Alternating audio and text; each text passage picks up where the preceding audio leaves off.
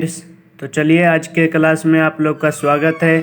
आज मैं क्लास 4 लेने वाला हूं। पहले 3 क्लास करा दिए हैं, उसका लिंक डिस्क्रिप्शन में मिल जाएगा, वहां से देख लेना है। तो चलिए क्लास को स्टार्ट करते हैं। देखिए हमारा फर्स्ट प्रश्न है, फ्रांसीसी क्रांति किस वर्ष हुई थी? तो आपका राइट आंसर हो जाएगा 1789 में हुआ था। आपका राइट आंसर हो जाएगा बी हो जाएगा। अगला सवाल की ओर बढ़ते हैं। मेरा अगला सवाल है, देखिए फ्रांसीसी क्रांति के दौरान कौन सा वर्ग सबसे अधिक प्रभावित हुआ? तो आपका राइट आंसर हो जाएगा किसान। आपका राइट आंसर ए हो जाएगा। तो मेरा अगला सवाल है, फ्रांस में नेपोलियन बोनापार्ट को कब सत्ता संभाली? तो आपका राइट आंसर हो जाएगा 1799 में सत्ता संभाली। आपका राइट आंसर बी हो जाएगा। चलिए अगला सवाल की ओर बढ़ते हैं। मेरा अगला सवाल है, नेपोलियन ने किस वर्ष सिविल संहिता लागू की थी? तो आपका राइट आंसर हो जाएगा 1804 ईस्वी में लागू किया था। आपका राइट आंसर बी हो जाएगा। चलिए अगला सवाल की ओर बढ़ते हैं। मेरा अगला सवाल है, इटली का एकीकरण किसके नेतृत्व में हुआ था? तो आपका राइट आंसर हो जाएगा गैरीबाल्डी के नेतृत्व में हुआ था। आपका राइट आंसर सी हो जाएगा। चलिए अगला सवाल की ओर बढ़ते हैं। मेरा अगला सवाल है, जर्मनी का एकीकरण किसके नेतृत्व में हुआ था? तो आपका राइट आंसर हो जाएगा ऑटो वॉन बिस्मार्क के अथी में हुआ था। आपका राइट आंसर ए हो जाएगा। चलिए नेक्स्ट सवाल की ओर बढ़ते हैं। मेरा अगला सवाल है, नेपोलियन की पराजय किस युद्ध में हुई थी? तो आपका राइट आंसर हो जाएगा वाटरलू में हुआ था। आपका राइट आंसर ए हो जाएगा। चलिए आपका राइट आंसर ए होगा। अगला सवाल है, देखिए नेपोलियन का निधन कहाँ हुआ था? तो आपका राइट आंसर हो जाएगा नेपोलियन का जो निधन हुआ था सेंट हेलेना में हुआ था। आपका राइट आंसर हो जाएगा सेंट हेलेना, सी हो जाएगा आपका राइट आंसर। अगला सवाल है मेरा, फ्रांस में नेशनल असेंबली का गठन कब हुआ था?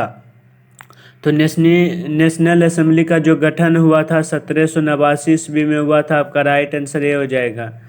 चलिए अगला सवाल की ओर बढ़ते हैं। मेरा अगला सवाल है, देखिए यूरोप में राष्ट्रवाद के उदय का मुख्य कारण क्या था? तो आपका राइट आंसर हो जाएगा फ्रांसीसी क्रांति था इसका मुख्य कारण। आपका राइट आंसर ये हो जाएगा।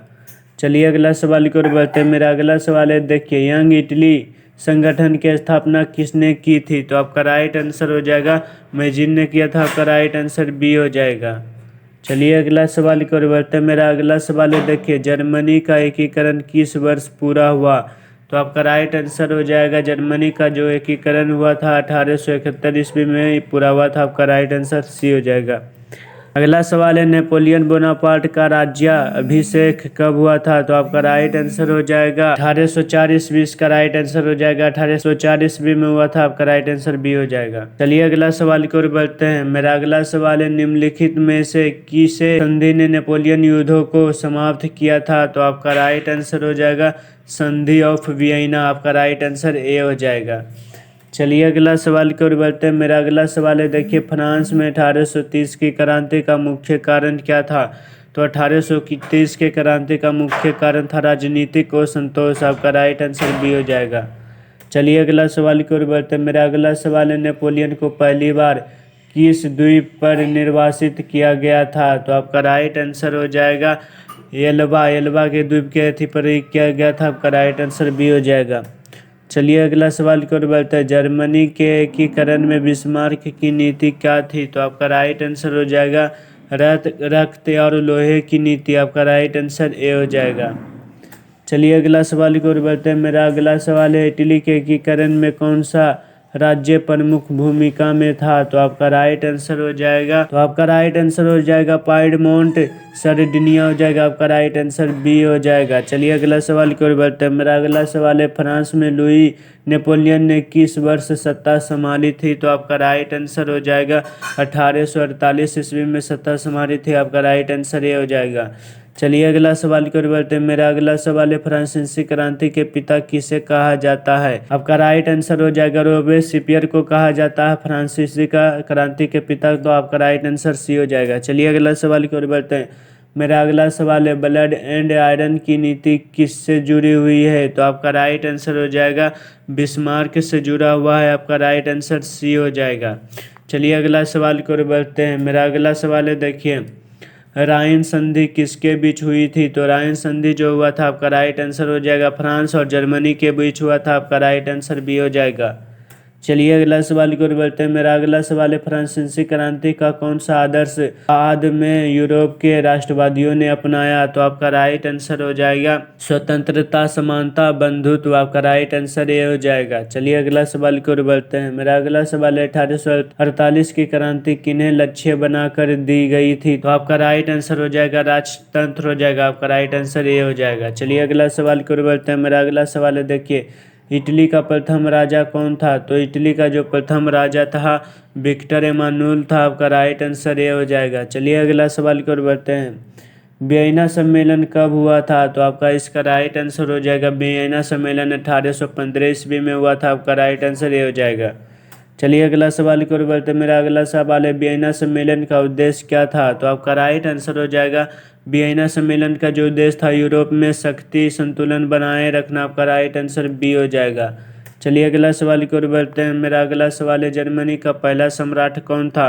तो जर्मनी का जो पहला सम्राट था विलियम था, आपका राइट आंसर हो जाएगा सी हो जाएगा, आपका राइट आंसर। चलिए अगला सवाल की ओर बढ़ते हैं। मेरा अगला सवाल है, इटली के एकीकरण के दौरान रोमन को कब शामिल किया गया था? तो आपका राइट आंसर हो जाएगा रोमन को 1861 ईस्वी में शामिल किया गया था, आपका राइट आंसर ये हो जाएगा।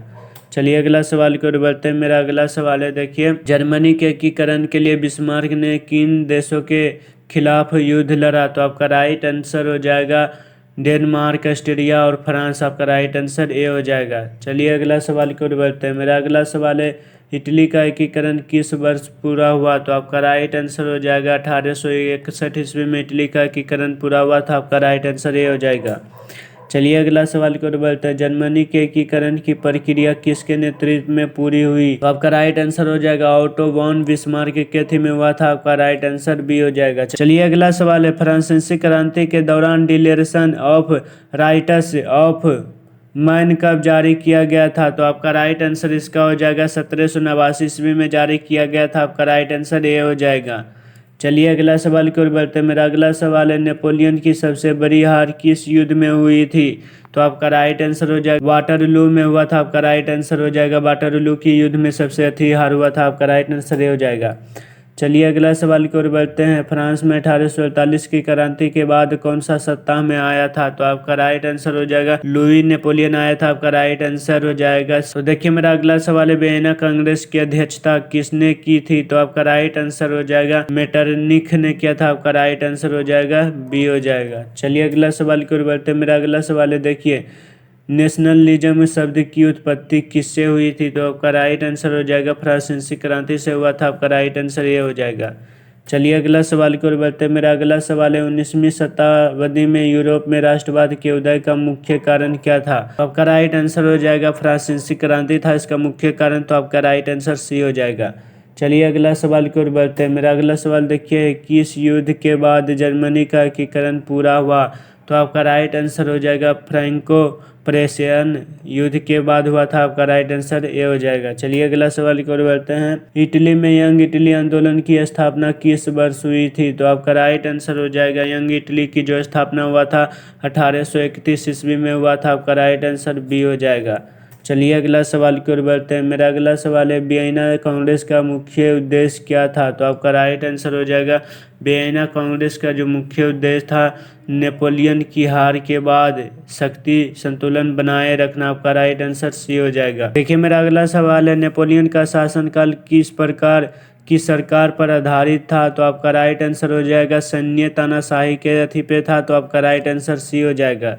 चलिए अगला सवाल की ओर बढ़ते हैं। जर्मनी और फ्रांस के बीच कौन सा युद्ध निर्णायक था? आपका राइट आंसर हो जाएगा फ्रैंक वर्साई युद्ध था, आपका राइट आंसर हो जाएगा सी हो जाएगा। चलिए अगला सवाल की ओर बढ़ते हैं। मेरा अगला सवाल है, इटली के एकीकरण के समय पोप का क्या रुख था? तो आपका राइट आंसर हो जाएगा पोप का क्या रुख था, तो आपका राइट आंसर हो जाएगा विरोध में, आपका राइट आंसर बी हो जाएगा। चलिए अगला सवाल की ओर बढ़ते हैं। मेरा अगला सवाल देखिए है, बिस्मार्क किस देश से संबंधित था? तो आपका राइट आंसर हो जाएगा जर्मनी से संबंधित, आपका राइट आंसर ये हो जाएगा।